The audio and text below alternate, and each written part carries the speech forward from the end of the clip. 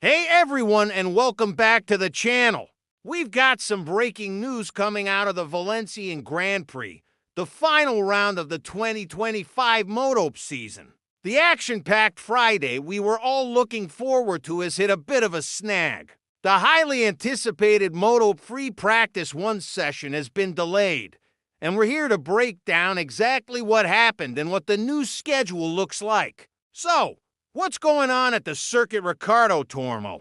Well, the MotoGP riders were scheduled to hit the track at 10:45 a.m. local time, which is 9:45 a.m. GMT. However, that start time has been pushed back. The reason?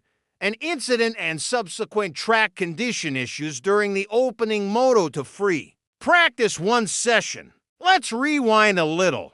The Moto to session got underway as planned at 8:50 a.m. GMT, but just minutes into the session, the red flags came out. Initially, reports indicated that the stoppage was due to an incident involving the riders Ayumu, Sasaki, and Adrian Huertas, who both went down at turn 6. It's always a heart-and-mouth moment when you see the red flags, and our first thoughts are always with the rider's safety. Race Direction first announced that the red flag was a direct result of the incident between the Japanese rider, Sasaki, and the Spanish rider, Huertas. However, things got a little more complicated. A short while later, there was a clarification. Race Direction updated their reasoning, stating the red flag was actually shown due to track conditions at turn 6. This obviously led to a lot of questions. Was it a fluid leak? Was there something on the track surface itself that was causing riders to crash? The plot thickened when CCTV footage of the track was reviewed and shown. It became clear that Huertas and Sasaki did not, in fact, go down in the same incident. They crashed independently at the same corner. Ayumu Sasaki had his fall, and then separately, Adrian Huertas, who, as you know, is the 2024 World Super Sport Champion making his way in Moto2, had a very significant crash. He suffered a big high side at turn 6, which is a notoriously tricky part of the circuit. A high side is one of the most violent crashes a rider can experience, where the rear tire loses and then suddenly regains grip, violently flinging the rider up and over the bike. Seeing a champion like Huertas go down like that really highlights the treacherous nature of the conditions. So, the issue was clearly the track surface at turn 6. The marshals and safety crews immediately got to work to assess and clean the corner. Safety is, of course, the absolute #1 priority in motorsport.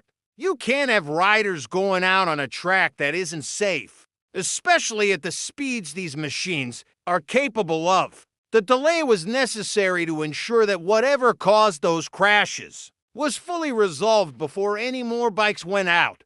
This lengthy cleanup and inspection process for turn 6 had a significant knock-on effect on the schedule. The Moto to Free Practice 1 session, which was originally scheduled to run for 40 minutes, was massively extended to account for the red flag period. It ended up running all the way until 10:01 a.m. GMT, which completely ate into the time allocated for the MotoGP session. So, what does the rest of the day look like now? Race Direction has issued a revised schedule for Friday to accommodate these changes. Let's run through it so you know exactly when to tune in. The day started as planned with Moto3 Free Practice 1 from 8 o'clock to 8:35 a.m. GMT. No issues there. Then came the disrupted Moto to Free Practice 1, which, as we mentioned, started at 8:50 a.m. but, due to the red flag, didn't conclude until 10:01 a.m. GMT. This pushes the start of Moto Free Practice 1. The Premier class will now get their first taste of the Valencia circuit at 10:10 a.m. GMT, and their session will run for 45 minutes, concluding at 10:55 a.m. GMT. So, that's a 25-minute delay from the original start time of 9:45 a.m. It's a shorter delay than we initially feared, which is great news. The track officials have done a fantastic job to get things sorted as quickly as possible. Now, looking ahead to the afternoon sessions, the good news is that the schedule from lunchtime onwards remains largely unaffected.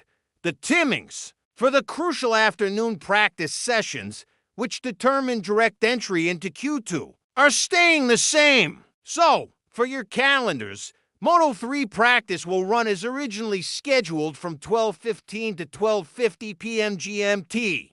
Moto2 practice will follow, also as planned, from 1:05 to 1:45 p.m. GMT. And the big one, the main event of the day, Moto practice, will still take place from 2 o'clock to 3 p.m. GMT. This is the session that really counts for the weekend. So it's a huge relief that this 1-hour slot has been protected. The riders will be pushing to the absolute limit to secure their spot in the top 10 and avoid the drama of Q1 tomorrow. To recap the key changes, the morning sessions were shuffled around, with Moto2's first practice being extended due to a red flag for track conditions at Turn 6, which caused a delay to Moto's first outing. Moto3 Practice 1 now starts at 10:10 a.m. GMT. The afternoon schedule, including the all-important Moto Practice session, remains unchanged. It's certainly been a dramatic start to the season finale here in Valencia. Incidents like these are a stark reminder of the fine margins and the inherent risks in motorcycle racing. We're just glad that the riders involved in the Moto2 incidents, Ayumu, Sasaki, and Adrian Huertas, were reported to be okay after their falls. The focus now shifts to the track action. The Moto riders have a slightly shorter window to get their initial setups dialed in, which adds another layer of pressure to an already intense weekend.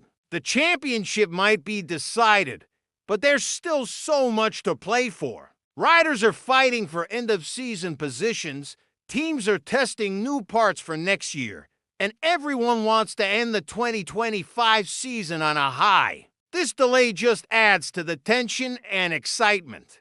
We'll be keeping a close eye on all the sessions throughout the day, and we'll bring you any further updates as they happen. Make sure you're subscribed and have those notifications turned on so you don't miss a thing. What are your predictions for the rest of the weekend? Who do you think will master the Valencia circuit? Let me know your thoughts down in the comments below. Thanks for tuning in for this breaking news update. Enjoy the racing, stay safe, and we'll catch you in the next one.